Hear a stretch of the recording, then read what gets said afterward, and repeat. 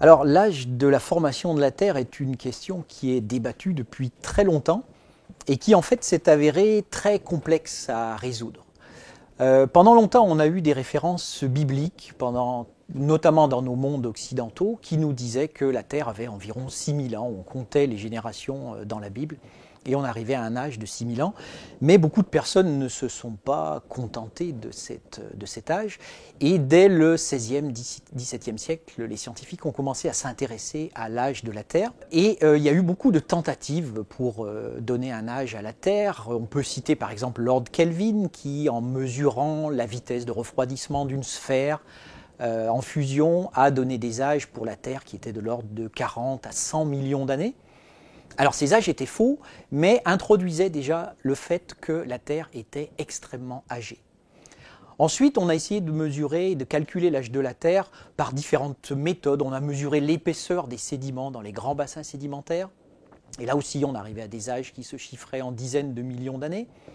On a essayé aussi d'utiliser la salinité des océans, partant du principe faux que les océans s'étaient formés avec de l'eau douce et que la salinité avait été acquise au cours du temps.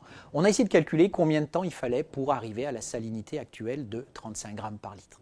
Là encore, on arrivait à des valeurs qui étaient de l'ordre, qui se chiffraient en dizaines de millions d'années, centaines de millions d'années, qui montraient que la Terre était ancienne, mais qui n'étaient pas les bonnes valeurs.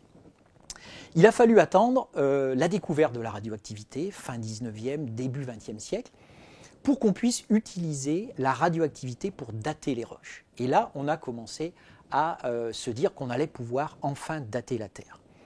On a daté les roches anciennes de la Terre. Les roches les plus anciennes que l'on a datées sur Terre ont un peu plus de 4 milliards d'années, mais ne représentent pas le début de la formation de la Terre. Au-delà de ces roches, on a des minéraux qu'on appelle des zircons, qui sont des minéraux extrêmement résistants, qui même quand les roches s'érodent, ces minéraux sont conservés, vont pouvoir se déposer et être retrouvés dans d'autres roches. Et ces minéraux, ces zircons, les plus anciens que l'on ait datés, ont 4,4 milliards d'années. Et malgré ça, ils ne représentent toujours pas l'âge de formation de la Terre. Donc il a fallu attendre 1956, qui est quelque chose de très récent dans l'histoire de la Terre, pour qu'un Américain, Clair Patterson, nous donne enfin l'âge de la Terre. Et cet âge de la Terre, il l'a calculé grâce aux météorites. Il a mesuré les rapports isotopiques en plomb dans les météorites, et il a montré que ces rapports isotopiques du plomb dans ces météorites s'alignaient le long d'une droite, et que cette droite nous donnait l'âge des météorites à 4,55 milliards d'années. La Terre n'est pas une météorite, la Terre est un corps différencié avec différentes enveloppes, une croûte continentale, une croûte océanique, le manteau terrestre, donc elle ne peut pas être datée directement comme les météorites. Ce qu'a montré Patterson, c'est qu'il s'est dit qu'en prenant les sédiments au fond des océans, ces sédiments nous donnaient la composition chimique moyenne de la Terre.